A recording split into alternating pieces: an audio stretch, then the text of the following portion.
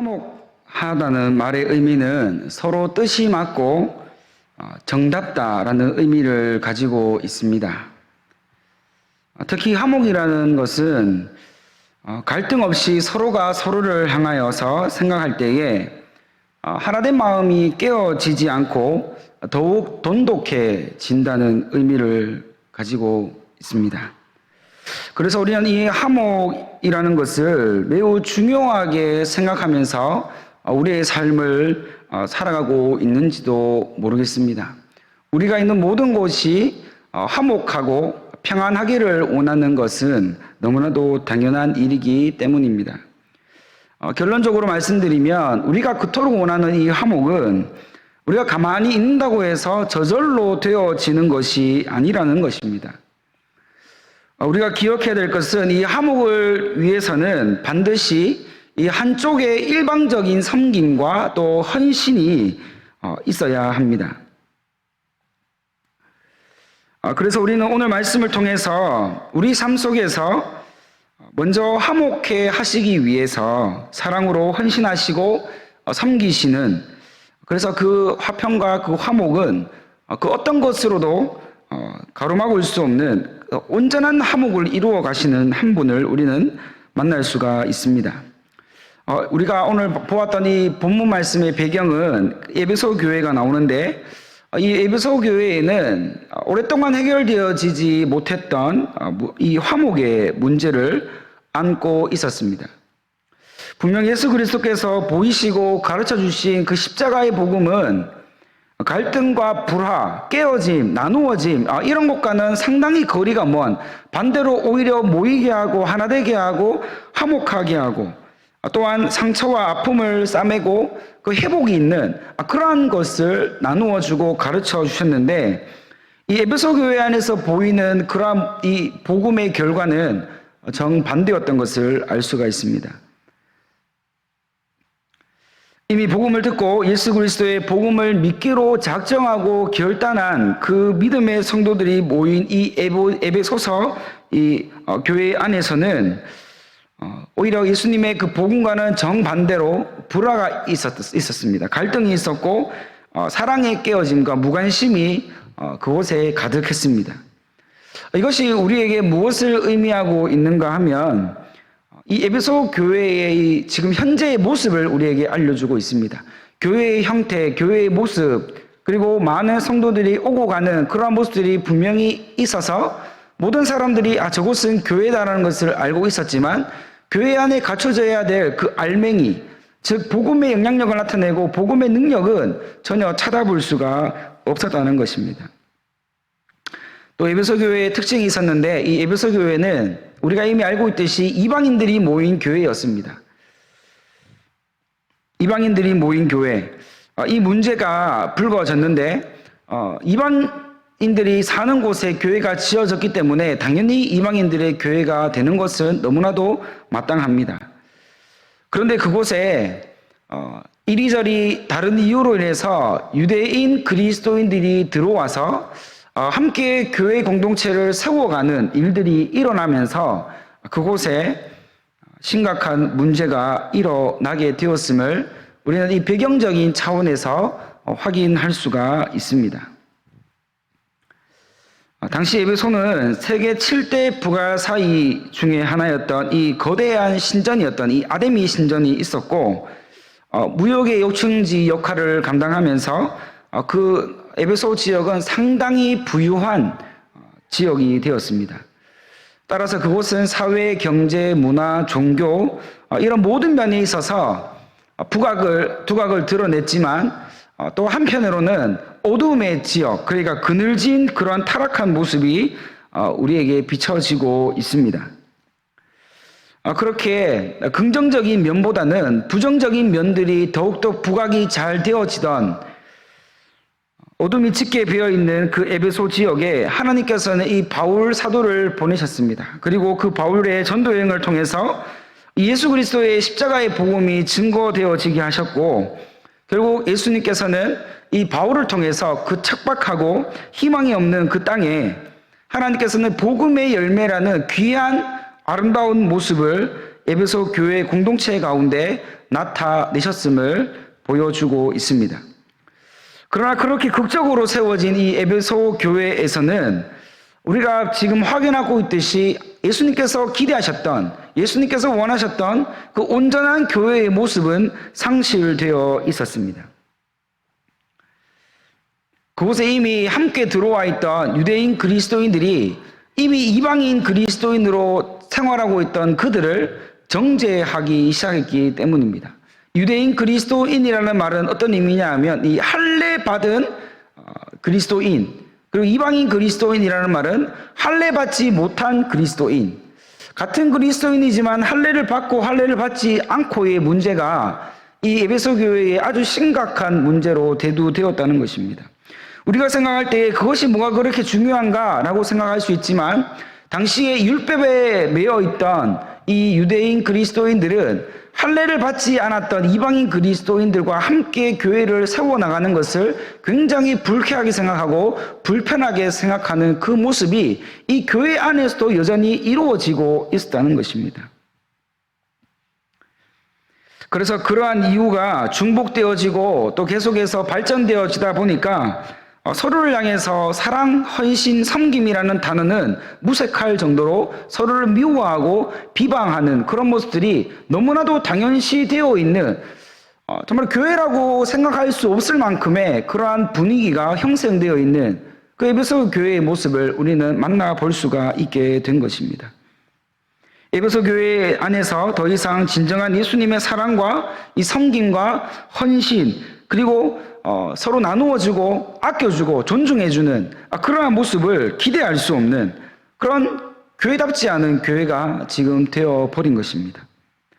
그래서 바울은 에베소 교회 성도들의 이러한 분열과 나누어짐 그리고 깨어짐을 다시 하나로 모아서 예수님께서 그토록 세우고자 원하셨던 진정한 교회의 모습, 진정한 그리스도인의 모습을 회복해야 할 필요를 느끼게 되었습니다. 우리가 함께 살펴본 오늘 말씀을 통해서 바울이 강조하고 있는 이 강조점은 다른 것이 아닙니다.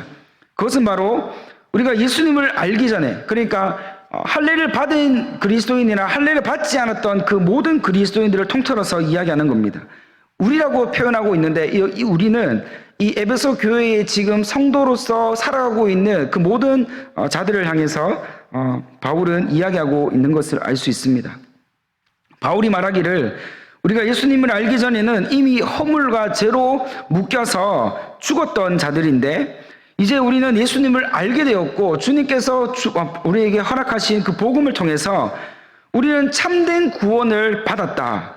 그러한 사실을 그들에게 새롭게 상기시켜 주고 있습니다. 분열되어지고 깨어지고 깨트려진 그러한 상황 가운데 있는 교회의 성도들에게 바울이 여러 가지 말을 하지 않고 강조하고 있는 것은 우리가 예수님을 알기 전에는 똑같은 죄인이었다는 거죠. 예수님을 알기 전에는 이미 죽었던 자들이라는 겁니다. 그러나 예수님의 은혜로 지금 우리는 함께 구원을 받고 예수님의 사랑으로 회복되어졌다는 사실을 상기시켜 주고 있었던 것을 알 수가 있습니다. 예수님을 알기 전에 우리 과거의 모습은 지금은 너희들이 이렇게 할례를 받았냐 할례를 받지 않았냐를 나누고 있지만 과거의 우리의 모습을 생각해 보면 우리는 똑같은 죄인이었다는 것을 알려주고 있는 것이죠. 그러면서 육체적으로 할례를 받았다고 하더라도 영적으로 할례를 받지 못한 그 유대인 그리스도인들에게 할례 받지 못한 저 이방인 그리스도인들을 더 이상 핍박하지 말고 더 이상 박해하지 말고 더 이상 미워하지도 말고 더 이상 밀어내지도 말고 편견을 가지지도 말라고 이 사실을 바울은 굉장히 강조하면서 그들에게 말씀을 전하고 있습니다. 과감히 그들이 그동안 가지고 있었던 이방인 그리스도인들에 대한 편견, 그리고 선입견, 그 잘못된 생각들을 이제는 내려놓아야 할 때가 왔다는 것을 말씀하고 있습니다. 오늘 말씀에 보면 바울이 11절과 12절까지 말씀의 내용은 앞에서 말씀드린 것과 같이 과거에 그들이 중요하게 생각하던 그 생각들, 그 모든 것들은 예수님과는 별로 상관이 없는 일이었다는 것을 알려주고 있습니다. 너희가 지금 이렇게 서로 피 터지게 싸우고 피 터지게 미워하고 그렇게 증오하고 있는 이 모든 일들이 예수님께서는 전혀 상관이 없는, 예수님께서 전혀 관심 가지지 않는 그러한 일들이었다. 이것을 알려주고 있는 것이죠. 오히려 그들의 생각과 잘못된 믿음으로 인해서, 그들의 편견으로 인해서 그들은 오히려 예수님 밖에 있는 자들과 같이 행동하고 생각하게 되었다는 것을 말해주고 있습니다. 그것을 붙들고 그것이 정말 중요한 것처럼 착각하고 있는 그 모든 상황 가운데 있었던 일들을 바울은 정리해주면서 너희들이 그러한 일을 행하고 그러한 것들을 생각하면서 살 때에 오히려 이 하나님의 언약과는 상관없는 자들과 똑같이 행동하고 생각했다는 것을 다시 알려주고 있는 것입니다. 그러나 지금 바울은 이렇게 말하고 있는 것은 그들의 잘못을 책망하기 위해서 이러한 이야기를 다시 시작하고 있는 것이 아닙니다. 이것을 다시 시작하고 있는 이유는 이제 앞으로 그들이 어떠한 믿음의 모습으로 다시 예수님께서 원하시는 그 은혜의 자리로, 그 믿음의 자리로 회복되어져야 하는가를 강조하기 위함임을 바울은 분명히 말씀하고 있습니다.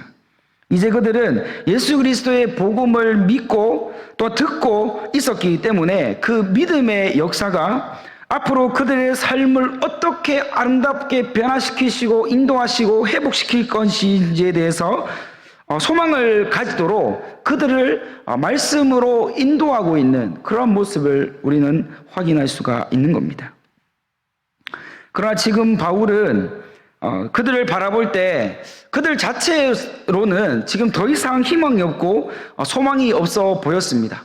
저렇게 맨날 싸우고 저렇게 서로 미워하고 저렇게 서로 사랑이 식어져 있는 채로 교회의 모습, 성도의 모습을 가지고 살아가는 것 자체가 무슨 의미가 있냐, 이것을 바울은 이야기하고 있는 것입니다.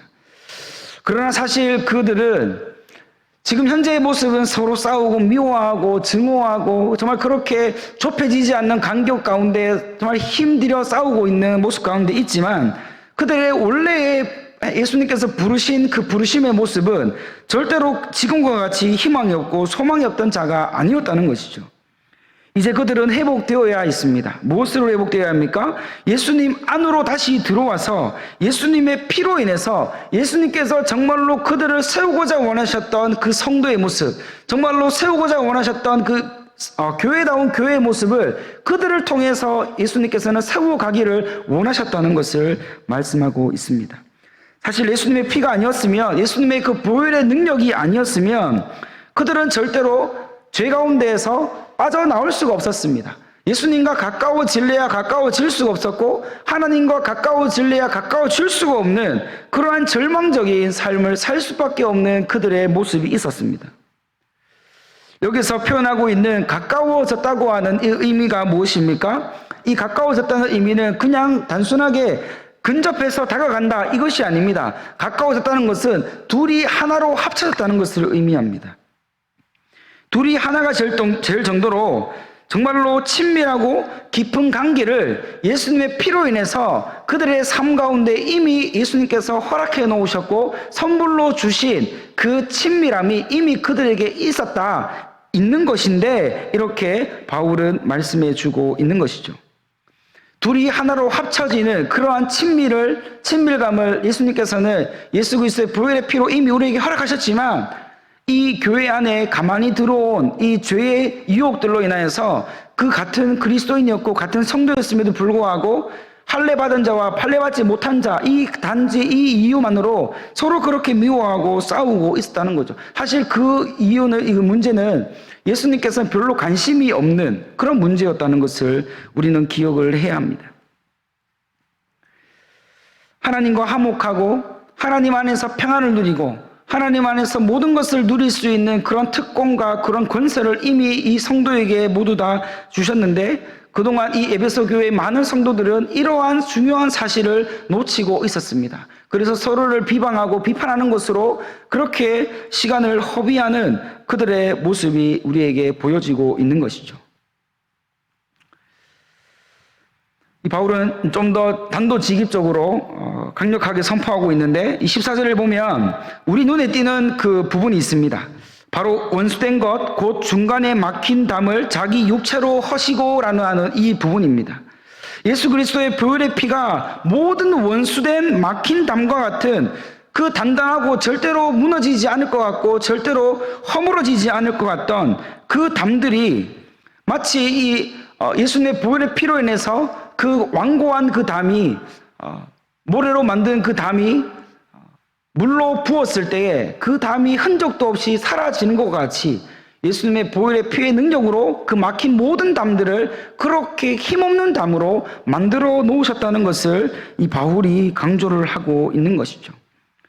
결국 예수님의 보혈의 피는 막힌 담을 무너뜨림과 동시에 그 담이 되도록 만들었던 그 율법 조항을 예수님께서는 폐하셨음을 우리는 이미 알고 있는 바입니다. 여기서 율법을 폐하셨다는 것은 이미 우리가 익히 들어서 알고 있듯이 율법이 필요 없다, 율법이 우리와는 상관이 없다, 이것이 아니라 예수님께서 그 모든 율법 조항을 예수님이 죽으심으로 예수님의 피로서 완성시켜 가셨다는 것을 우리는 기억해야 합니다.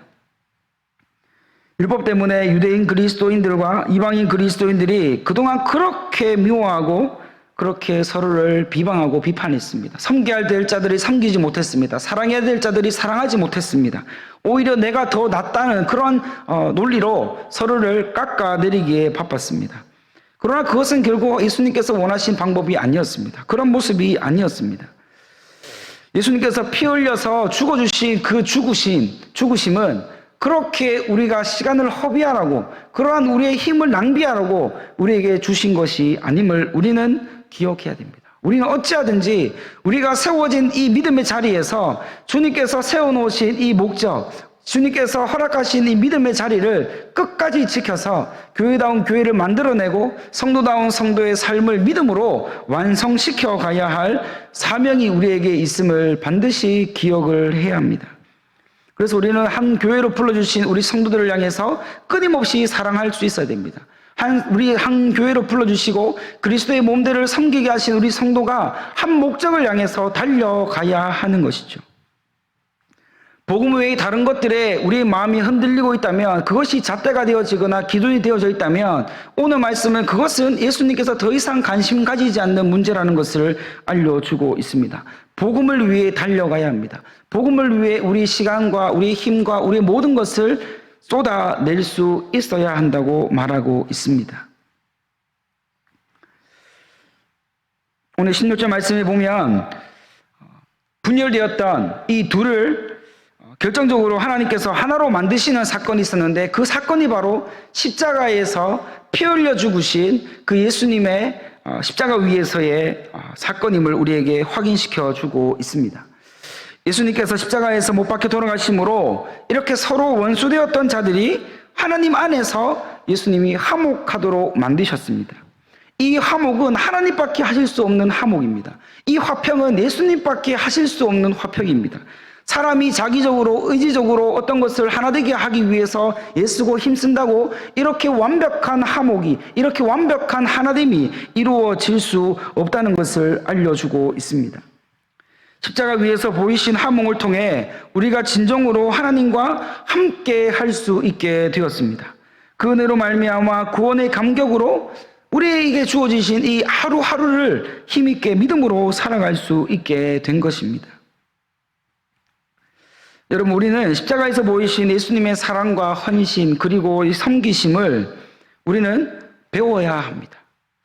우리의 자존심, 우리의 어떠한 것들을 내세우기보다 우리는 겸손하게 십자가 위에서 우리를 위해 피 흘려 주시기 위해 값없이 죽으신 그 예수님의 그 모든 것들을 우리는 배울 수 있어야 됩니다.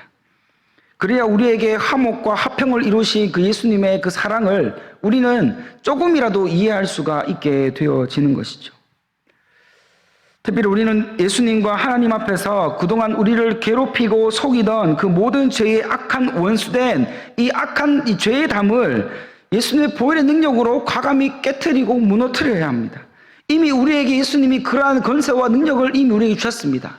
그 담이 너무나 커서, 그 담이 너무나 단단해서 우리가 이것 앞에 정말 그 작은 존재로 느껴져서 초라하게 느껴져 우리가 이것을 감당할 수 없다고 그렇게 지금까지 생각했다면, 관계의 문제, 그리고 여러 가지 그런 개선적인 문제, 여러 가지 문제들, 이 문제들이 이미 우리에게는 그 담을 헐 수 있는, 무너뜨릴 수 있는 힘과 능력을 예수님께서 그 보혈의 피로 말미암아 이미 우리에게 허락하셨다는 것을 우리는 믿어야 합니다.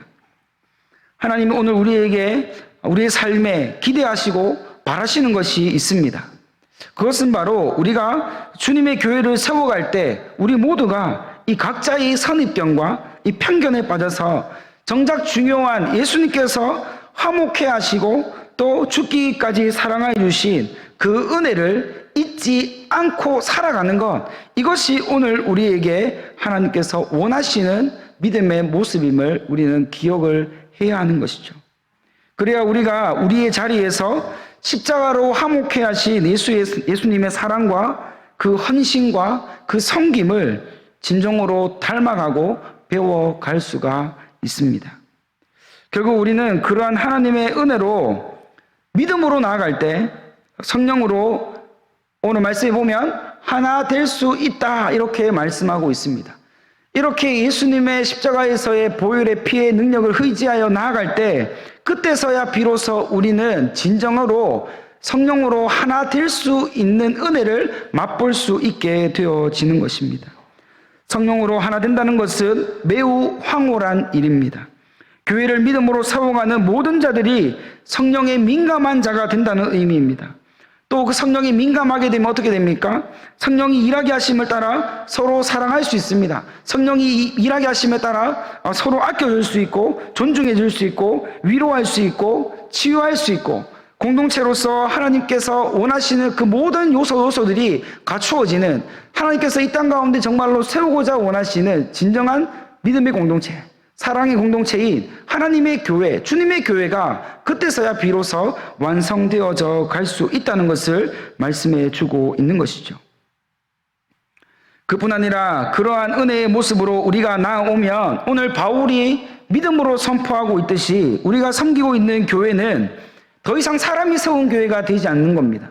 더 이상 우리가 교회에 와서 사람을 보고 사람을 의지하고 사람만 보이는 그런 교회가 아니라 그러한 교회가 되어질 때 어떻게 됩니까? 하나님이 세우시고 하나님이 주인 되시는 진정한 믿음의 교회, 사랑의 교회, 은혜의 교회가 그때 비로소 세워질 수가 있는 것입니다. 그리고 우리 모두는 하나님 안에서 이 바울이 선포하고 있듯이 그때 비로소 우리는 동일한 시민이요 하나님의 권속, 즉 예수님의 피로 한 가족이 된다고 바울은 말씀하고 있습니다. 사랑하는 성도님들, 오늘 말씀을 맺고자 합니다. 우리에게는 어떠한 상황에서도 주어진 이 사명이 있습니다. 그것은 바로 예수님의 보혈의 피로 인해서 원수된 모든 막힌 담들을 무너뜨려야 한다는 이 사명이 우리에게 있습니다. 우리에게 막혀진 이 담 때문에 우리가 해야 할 일을 하지 못하고 있지는 않습니까? 이 담을 이제는 예수님의 피의 능력으로, 예수의 보혈의 능력으로, 권세로 무너뜨려야 합니다. 또 두 번째 우리에게 주신 사명이 무엇인가 하면, 또한 아직 예수님 밖에 서서 예수님을 알지 못한 채 여전히 자신을 위해서만 살아가는 믿지 않는 이 불신자들, 특별히 나의 가족 가운데, 나의 주변에 내가 기도하면서 작정했던 그 베스트들을, 그 영혼들을 하나님께로 인도하여서 그들도 하나님의 교회를 세워가는 일원이 되게 하기 위하여 오늘 바울이 우리에게 말하고 있듯이 십자가의 보혈의 능력으로 구원받은 모든 자가 예수 그리스도의 피로 한 가족이 되어질 수 있다는 이것을 우리가 기억하여서 우리가 때를 얻든지 못 얻든지 우리 주신 이 전도의 사명, 특별히 우리 베스트들을 전도하여서 하나님께서 열매 맺게 하시는 그 은혜의 사역에 우리가 이 사명을 가지고 코로나가 왔지만 이것과 상관없이 우리가 해야 할 일을 끝까지 감당하는 그런 은혜가 우리 모두에게 다시 회복되어지는 그런 역사가 일어나기를 간절히 원합니다. 십자가에서의 화목과 화평은 교회 안에 있는 자들에게만 주신 은혜가 아님을 기억해야 됩니다. 이것은 아직 예수님을 알지 못하는 불쌍한 영혼들이 하나님을 알아가고 예수님을 만남으로 진정한 자유와 참된 만족을 얻음으로 하나님 안에서 한 가족이 되는 귀한 사역임을 기억하여서 우리에게 주신 이 사명들, 아무리 바쁘고 힘들고 상황이 여의치 않겠지만 그래도 그러한 가운데서도 여전히 우리 주신 이 사명, 예수님의 보혈의 능력 의지하여서 끝까지 잘 감당하여 승리하게 되는 우리 모든 성도님들이 다 되시기를 간절히 소망합니다.